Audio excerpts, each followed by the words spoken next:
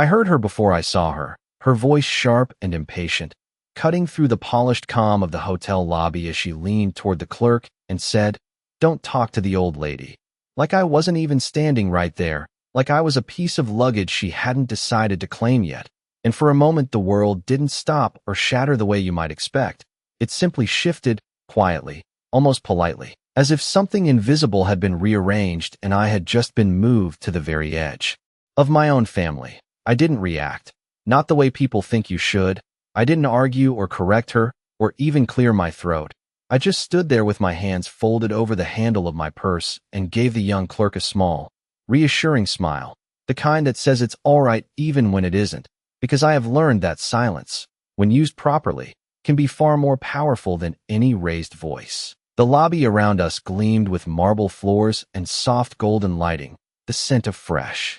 flowers drifting from an arrangement near the front desk, everything designed to feel like luxury and comfort. And yet I had never felt more out of place in a room I had paid to be in. Vanessa didn't even glance back at me after she said it. She just continued speaking, as if she had successfully removed me from the conversation, her tone switching instantly to something sweet and practiced, the kind of voice she used when she wanted something, while Daniel stood beside her, nodding along, his eyes fixed somewhere over the clerk's shoulder, avoiding mine completely. And that, more than anything, was what settled into my chest like a quiet weight, not the insult itself, but the ease with which he allowed it to happen. This trip had been my idea, a family vacation to bring us all closer after years that had felt increasingly distant, a week by the ocean where I imagined laughter over dinners, long walks on the beach, memories we could carry forward, and I had arranged everything. Carefully, choosing this resort after reading dozens of reviews,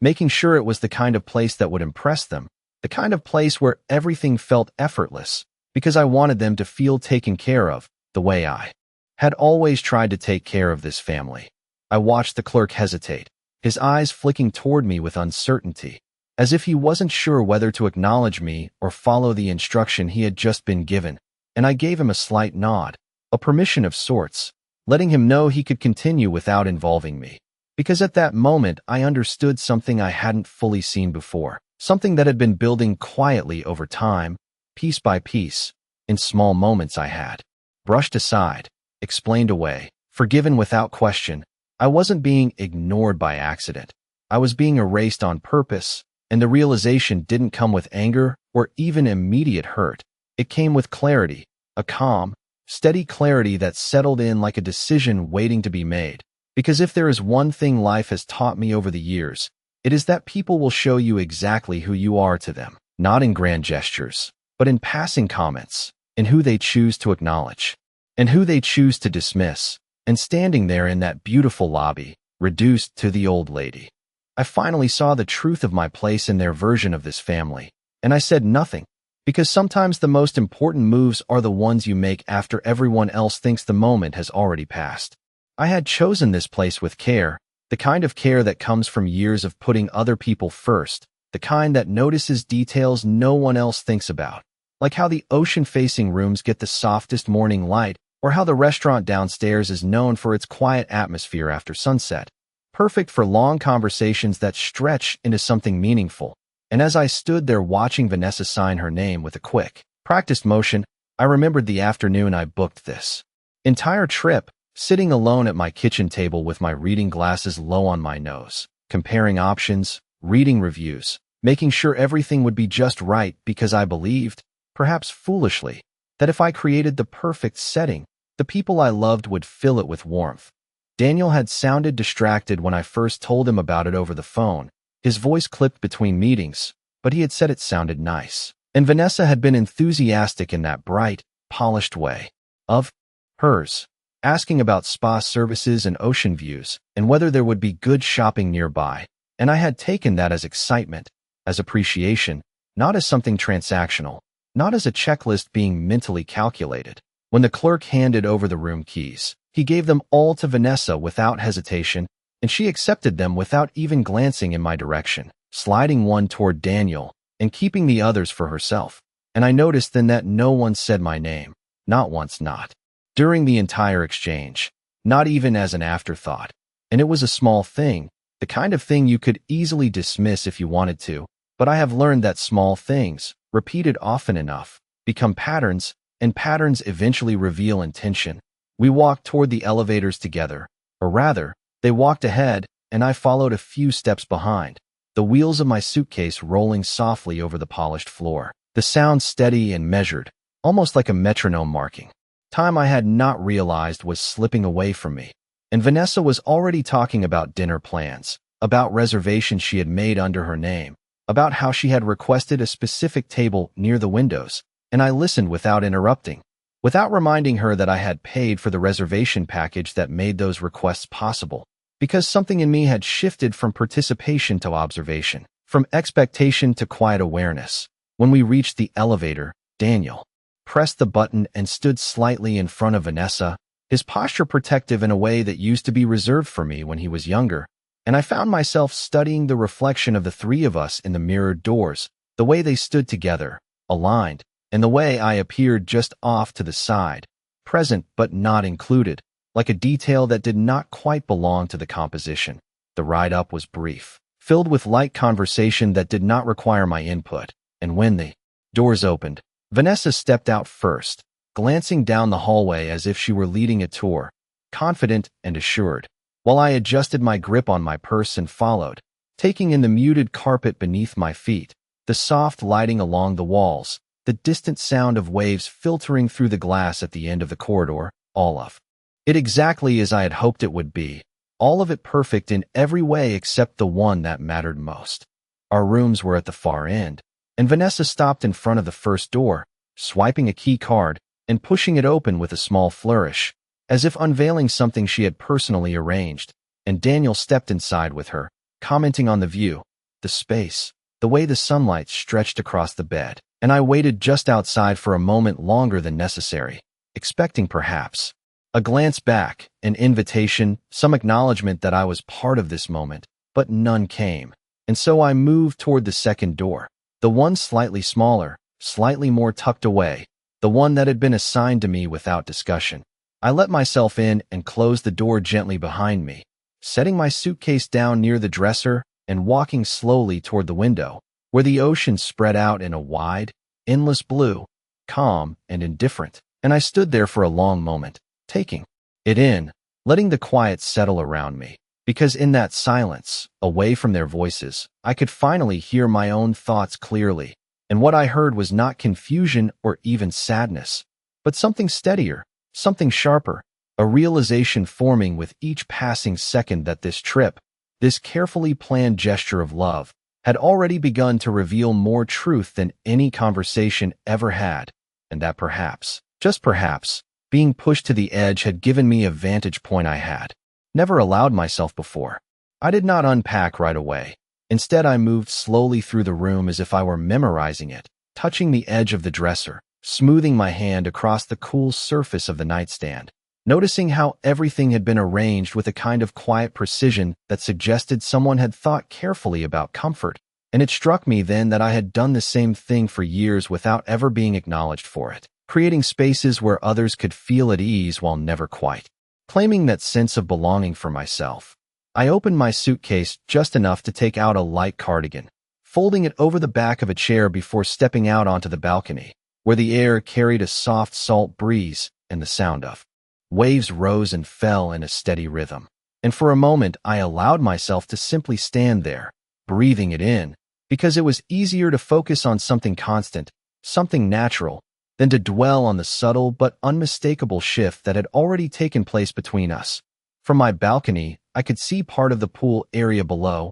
where families had already begun to gather, children laughing as they splashed in the water while adults lounged under umbrellas, their conversations blending into a low, contented hum. And I wondered briefly what it must feel like to be included so effortlessly, to be spoken to without hesitation, to have your presence assumed rather than questioned. A soft knock on the door behind me pulled me back inside, and when I opened it, Daniel stood there with a neutral expression, one that revealed nothing and everything at the same time, his hand resting lightly against the frame as if he had not decided whether he intended to come in or simply deliver a message. He told me they were heading down to the restaurant to check on the dinner reservation and asked if I wanted to join. But the way he said it, the slight pause before the invitation, the absence of eye contact, made it clear that this was more formality than genuine inclusion, and I found myself nodding anyway, because old habits are not easily broken, especially when they are built on years of wanting to believe the best in someone.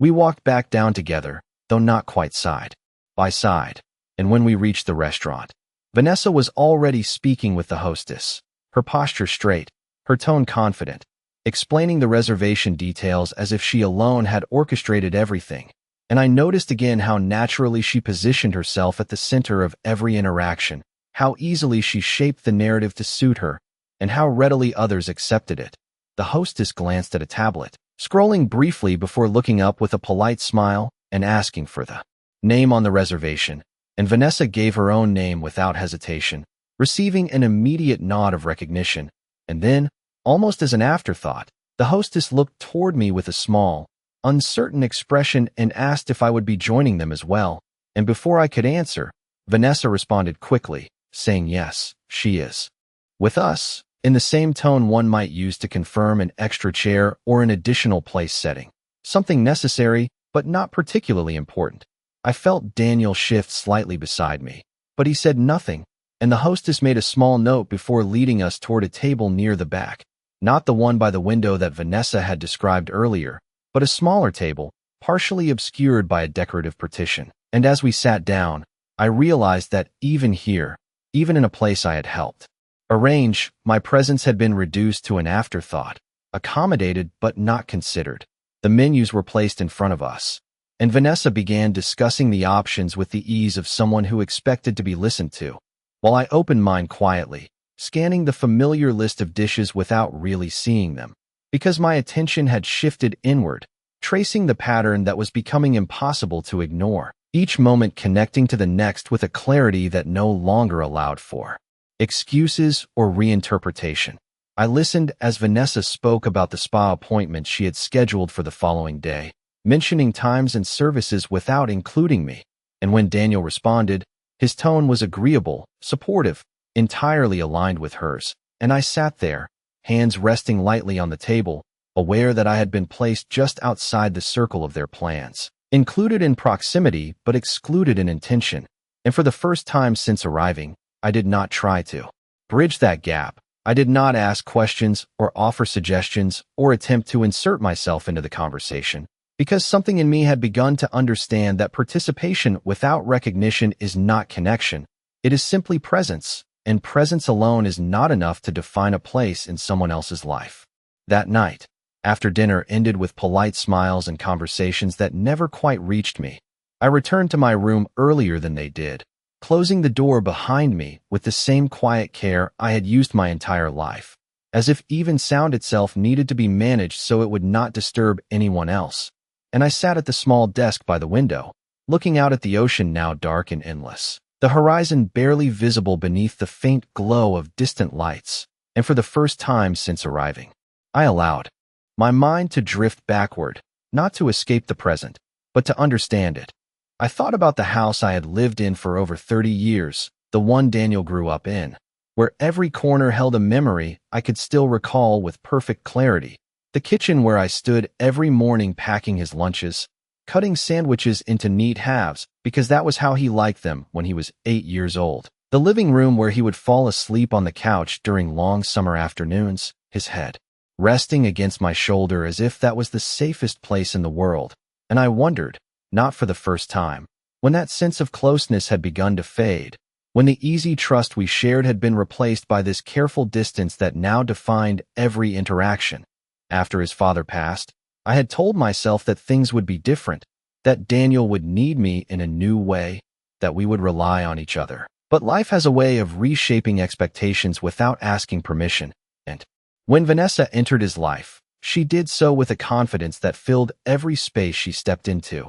a kind of certainty that left little room for anything that did not align with her version of how things should be. And at first, I welcomed her, I truly did, because I believed that loving my son meant accepting the person he chose, and I made an effort, inviting her into traditions, asking about her preferences, adjusting small things to make her feel comfortable, never noticing how those adjustments slowly became replacements, how my presence began to shrink in proportion to hers. I remembered the first holiday she spent with us, how she had suggested changing the dinner time, then the menu, then even the seating arrangement, each suggestion delivered with a smile, each one reasonable on its own, and I had agreed without hesitation, telling myself that flexibility was a sign of kindness, not realizing that over time, those small concessions would redefine my place in my own home. I thought about the times Daniel had canceled our weekly lunches, always with a reasonable explanation,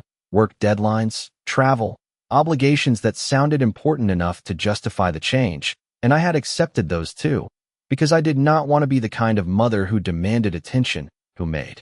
her son feel guilty for living his own life. But sitting there now, with the sound of the ocean steady in the background, I could see those moments differently, not as isolated incidents, but as part of a pattern that had been forming quietly, consistently, leading us to this exact point where I could stand beside them and still be treated as if I did not belong. I rose from the desk and walked back to the window, resting my hand lightly against the cool glass, and I realized something that settled deep within me, something that did not come with anger or resentment, but with a clarity that felt almost like relief. I had been trying for years to preserve a version of our relationship that no longer existed, holding onto expectations shaped by the past, while ignoring the reality unfolding in the present. And perhaps that was my mistake, not that I had loved too much, but that I had continued to give without noticing what was being taken in return. The room behind me remained quiet, untouched, everything exactly where it had been when I first entered.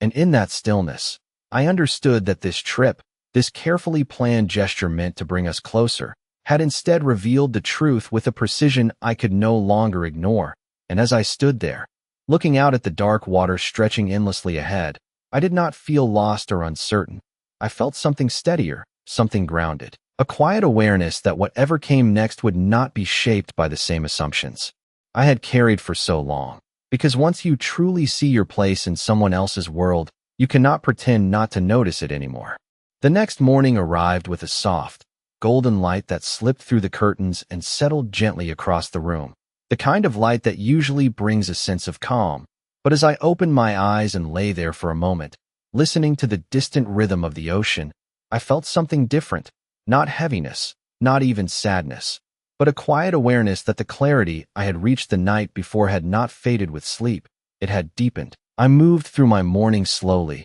deliberately, taking time to dress, choosing a simple linen blouse and a pair of comfortable slacks, the kind of outfit I had always preferred on trips like this, something practical yet neat, because I had always believed that showing up with care, even in small ways, mattered, even if no one else seemed to notice. When I stepped out into the hallway, the air was still cool, the carpet soft beneath my feet, and I could hear faint movement from down the corridor, doors opening and closing, the low murmur of other guests beginning their day, and for a brief moment, I considered heading straight down to the restaurant on my own, avoiding the quiet tension that had begun to define my interactions with Daniel and Vanessa, but habit guided me instead. That same instinct that had shaped so many of my choices over the years, the instinct to stay connected, to remain present even when presence was not fully returned. I knocked lightly on their door, not too loud, just enough to be heard, and after a pause,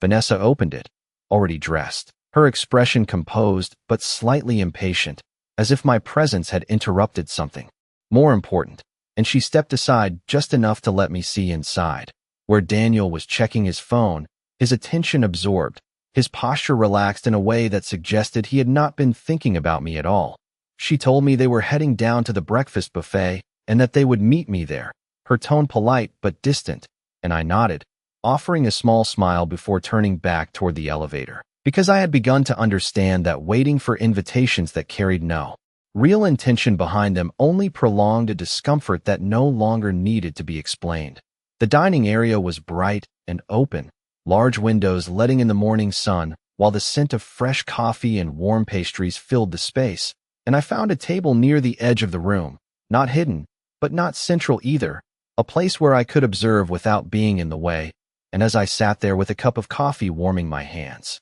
I watched families gather around tables, parents pouring juice for their children, couples sharing quiet conversations, small gestures of care that felt natural and unforced. And I realized that what I had once believed could be recreated through planning and effort was actually something much simpler, something that either existed between people or did not. When Daniel and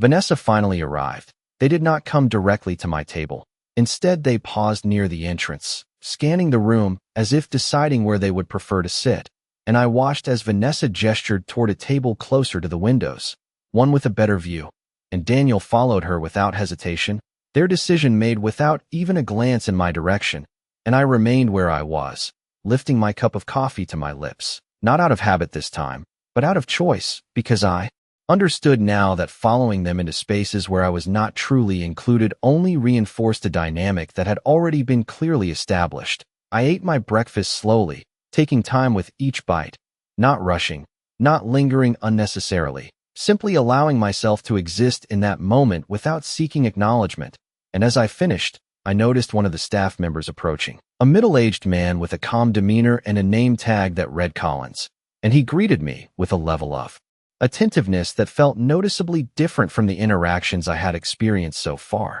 asking if everything was to my liking, if I needed anything adjusted or arranged. And there was something in his tone, something subtle but unmistakable, that suggested he saw me not as an afterthought, but as someone of importance. And as I responded politely, assuring him that everything was fine, I realized that recognition, when it is genuine, does not need to be requested, it is simply given. And in that brief exchange, I felt a shift, not in my circumstances, but in my understanding of them, a quiet confirmation that what had been withheld in one place could still exist in another, and that perhaps the value of a person is not determined by who chooses to acknowledge it, but by whether they recognize it within themselves. Mr. Collins did not rush away after our brief exchange. Instead, he lingered just long enough to create a small pocket of calm around the table. And in that pause, he asked a question that seemed simple on the surface, whether everything about the accommodations had met my expectations.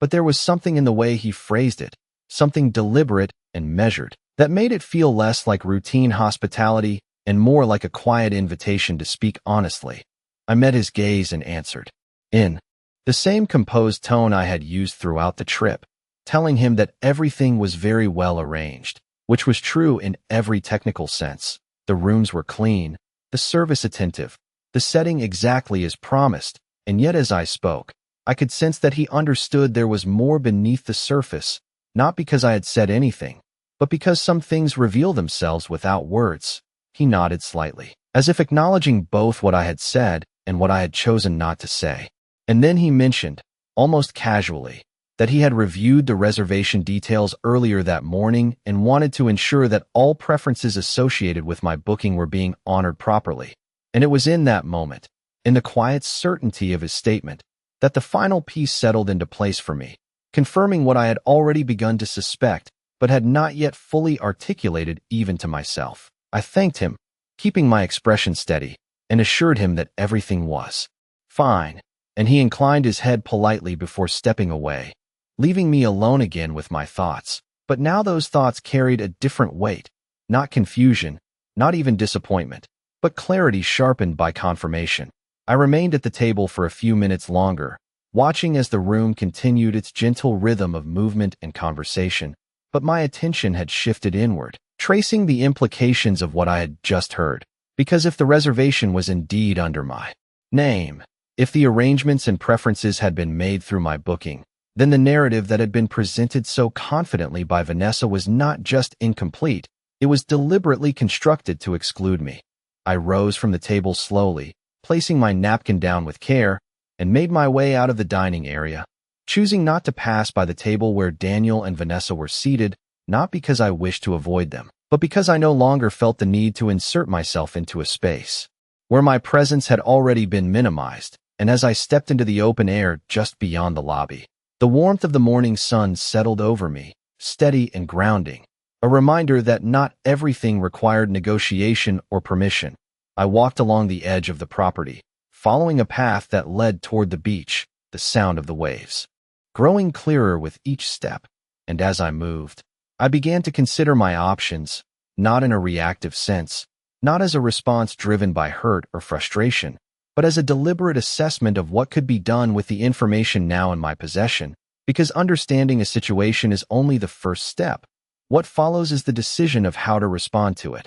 I thought about the patterns I had observed, the subtle shifts in language, the consistent positioning of myself as secondary, the quiet assumption that I would accept whatever role was assigned to me without question, and I realized that those patterns had been allowed to continue not because they were inevitable, but because I had not challenged them, not directly, but through my willingness to remain silent and accommodating even when the balance had clearly shifted. The ocean stretched out before me, vast and steady, and I paused at the shoreline, watching the waves roll in and recede with a rhythm that did not hurry, did not hesitate, simply moved forward with quiet certainty. And I found something reassuring in that, something that mirrored the clarity I now felt, because for the first time since arriving, I was not trying to interpret their behavior or adjust my expectations to fit it. I was seeing it exactly as it was, without softening its edges. I turned back toward the resort, my steps measured and unhurried,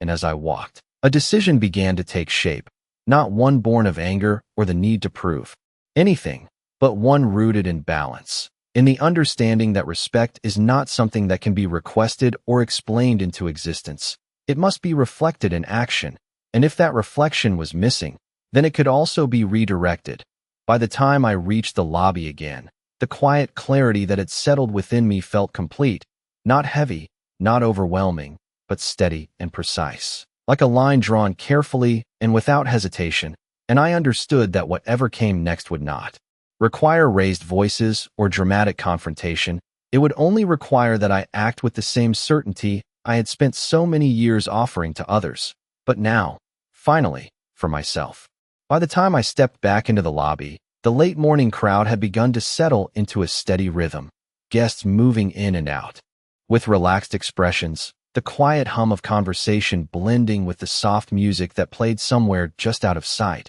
and I walked through it all without hesitation. Not because anything around me had changed, but because something within me had, and that difference, though invisible to everyone else, felt unmistakable with every step I took. I approached the front desk with the same calm composure I had maintained since arriving, waiting patiently until one of the clerks became available, and when he greeted me, his tone polite and professional, I responded in kind, offering my name clearly, not as a question, not as a suggestion, but as a statement of fact, something grounded and certain. He began typing immediately, his attention focused on the screen, and within seconds his posture shifted slightly. The subtle change that comes when information aligns in a way that requires a different level of attention, and he addressed me again, this time with a hint of recognition in his voice, asking how he could assist me further, and I explained, simply and without embellishment, that I would like to review the details of my reservation, particularly the room assignments and the associated privileges, and I spoke in a tone that did not demand, did not accuse, but carried a quiet expectation of clarity. As he navigated through the system, I watched without urgency, my hands resting lightly on the counter, my expression neutral, because this was not a moment of confrontation. It was a moment of confirmation, and when he finished, he looked up and explained that the primary booking, including the suite and all premium services, had indeed been arranged under my name, with additional rooms linked as secondary accommodations, and he asked if there had been any issue with how those arrangements were being utilized. I paused for a brief moment, not because I needed time to respond, but because I understood the weight of what I chose to say next, and I told him that there had been no issue with the accommodations themselves, only with the way certain details had been interpreted, and I added, gently, that I would prefer for all services, reservations, and communications moving forward to be directed through me, as originally intended, and nothing more. He nodded immediately, his understanding clear, and assured me that the system could be adjusted accordingly, that all notes and preferences would reflect my position as the primary guest, and that any future arrangements, including dining and activities, would be confirmed directly with me. And as he spoke, I felt no sense of triumph, no surge of satisfaction, only a steady alignment between what was true and what would now be acknowledged. I thanked him, offering a small, composed smile, and stepped away from the desk without looking back. Because there was nothing left to verify, nothing left to question, only the quiet certainty that the structure had been reset, not through force, not through conflict, but through clarity and intention. As I crossed the lobby, I noticed Daniel and Vanessa entering from the opposite side, their conversation light, their movements unhurried, and for a brief moment our paths aligned, their eyes meeting mine with a flicker of recognition that carried no awareness of what had just taken place. And I returned their glance with the same calm expression I had worn all morning, neither distant nor inviting, simply present, and I continued walking past them without altering my pace, because I understood now that the most significant shifts do not announce themselves. They unfold quietly, beneath the surface, until the moment they reveal themselves fully. I made my way toward the seating area near the windows, where sunlight filtered in softly, casting long, gentle shadows across the floor, and I took a seat there, not waiting, not watching, simply allowing the moment to settle. Because what had been set in motion did not require immediate acknowledgement, it would speak for itself in due time. And as I sat there, hands folded lightly in my lap, I felt a sense of balance return, not because anything had been taken from them, but because something had been restored within me, something that had never truly been lost, only overlooked, and now, finally, recognized. The shift did not happen immediately, not in a way that anyone could point to and name, but it began to reveal itself in small, unmistakable ways as the day unfolded, the kind of changes that only become visible when you know exactly where to look. That evening, as the sun lowered and the sky softened into shades of gold and pale orange, the three of us made our way toward the restaurant again, or rather, they walked ahead as they had before, Vanessa speaking lightly about how busy it might be and whether they would still honor her reservation near the windows, her confidence unchanged, her assumption intact, and I followed at a measured distance, not out of habit this time, but out of choice, observing rather than participating, allowing the moment to unfold without interference. When we reached the entrance, the hostess stood poised with a tablet in hand, greeting us with a professional smile. And Vanessa stepped forward immediately, offering her name with the same practiced ease, expecting the same seamless acknowledgement. But this time, the response was different, subtle yet unmistakable. As the hostess glanced at the screen and then looked past Vanessa, her attention shifting directly to me, her expression brightening with recognition as she addressed me clearly. "Good evening, Mrs. Whitmore. Your table is ready." And in that single moment, the atmosphere changed, not dramatically, not loudly, but with a precision that left no room for misinterpretation. Vanessa hesitated, just briefly, her composure holding but her certainty interrupted, and Daniel turned slightly, his eyes moving from the hostess to me, a flicker of confusion crossing his face as if he were trying to understand a detail that no longer aligned with what he had assumed. I stepped forward calmly, acknowledging the hostess with a small nod, my expression steady, my movements unhurried, and she gestured for us to follow, leading the way toward the very table Vanessa had described earlier, the one by the windows with a clear view of the ocean, now reserved not under her name, but under mine, exactly as it had always been intended. We sat down, the three of us, but the arrangement felt different now, not because of the chairs or the setting, but because of the shift in acknowledgement that had quietly taken place. And as the menus were placed before us, the server addressed me first, asking if I would like to hear the evening specials, if there were any preferences or adjustments I would like to make, and I responded with the same composed politeness I had maintained throughout the day, neither asserting nor diminishing, simply accepting what was now being offered without explanation. Vanessa remained silent for a moment longer than usual, her expression controlled but her eyes sharper, searching, and when she finally spoke, her tone was light, almost dismissive, as she asked how the reservation had been changed, how the table had been reassigned, and I met her gaze calmly, not with defiance, not with accusation, but with clarity, and I told her, simply, that nothing had been changed, only clarified, that the arrangements had always been in place, they had only been directed properly now. Daniel shifted in his seat, his posture less certain, and for the first time since we had arrived, he looked directly at me, not past me, not around me, but at me, as if trying to reconcile the quiet presence he had overlooked with the reality now unfolding in front of him. And I held that gaze without discomfort, because there was nothing left to explain, nothing left to justify. The dinner continued, the conversation measured and restrained, the earlier ease replaced by something more careful, more aware, and I noticed how each interaction with the staff now moved through me first, how each decision, each confirmation, each small detail returned to its original point of reference, not through insistence, but through alignment. And I did not need to emphasize it, did not need to repeat it, because it was evident in every exchange. As the evening progressed, the sound of the ocean beyond the windows remained steady, a quiet backdrop to a moment that required no dramatic declaration. And I understood then that what had shifted was not just the arrangement of a table or the direction of a reservation, but the recognition of a role that had always been there, waiting only to be acknowledged. And as I sat there, composed and certain, I felt no need to claim anything further, because the truth, once aligned with action, speaks clearly enough on its own. The rest of the evening unfolded with a quiet precision that no one acknowledged out loud, but everyone seemed to feel, a subtle shift in the air that changed the way words were chosen, the way glances were exchanged, and the way silence settled between sentences. And as we finished dinner, the server brought the check directly to me without hesitation, placing it gently at my side of the table with a polite nod, not as a question, not as a guess,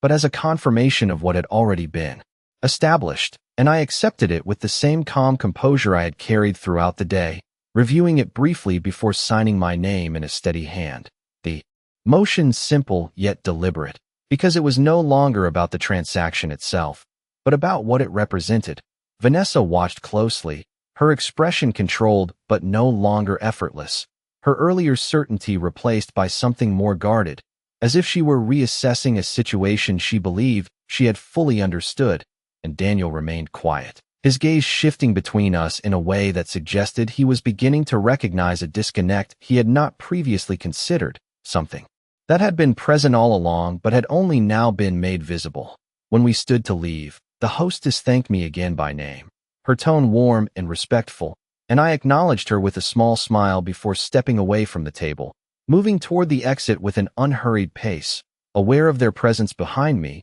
but not guided by it. Because for the first time on this trip, I was not adjusting my steps to match theirs. I was simply walking forward. Outside, the evening air was cooler, carrying the soft, steady sound of the ocean, and we paused briefly near the edge of the walkway where the lights cast a gentle glow across the path. And it was there that Vanessa finally spoke, her voice carefully measured as she asked, not quite accusing, not quite curious, how the arrangements had been set up that way, how everything seemed to be directed through me when she had been handling the details. And I turned to her, meeting her gaze without tension, without defensiveness, and I answered in the same tone I had used all day, even and composed, telling her that I had not changed anything, that I had simply clarified the original arrangement, that the booking had always been made under my name, and that the services had always been intended to follow that structure. There was a brief silence after that, not uncomfortable, but revealing, the kind of silence that occurs when a narrative begins to unravel and something more accurate takes its place. And Daniel shifted slightly, his posture no longer as certain as it had been, his attention now fully present in a way it had not been before, and I could see in his expression the beginning of understanding, not complete, not immediate, but forming nonetheless. I did not press further, did not elaborate or explain beyond what was necessary, because I had learned that clarity does not require repetition, it only requires consistency. And what had been demonstrated throughout the evening spoke more effectively than any extended explanation could have. We walked back toward the elevators together, the distance between us no longer defined by steps or positioning, but by something more internal, something that had shifted quietly and could not be undone simply by returning to previous habits. And when we reached our floor, I offered a brief goodnight, my voice calm and unforced, before turning toward my room without waiting for a response, because I no longer needed to measure my actions against theirs. Inside, the room felt the same as it had the night before, still, orderly, untouched, but I felt different within it, not because I had gained anything new, but because I had finally stopped overlooking what had always been there. And as I stood once more by the window, looking out at the dark, steady ocean, I understood that respect is not something that appears through words or assumptions. It is reflected in actions, in acknowledgement, in the quiet ways people choose to include or exclude one another. And when that reflection is absent, it does not diminish your worth. It simply reveals where your presence is no longer valued in the way it once was. And that realization, rather than breaking something within me, had restored something I had not realized I had set aside. A sense of balance, of clarity, of self that no longer depended on being recognized by others to exist. And as I turned away from the window and prepared to rest, I did so with the quiet certainty that whatever came next would not be shaped by silence alone, but by a steady understanding of where I stood and where I chose to remain.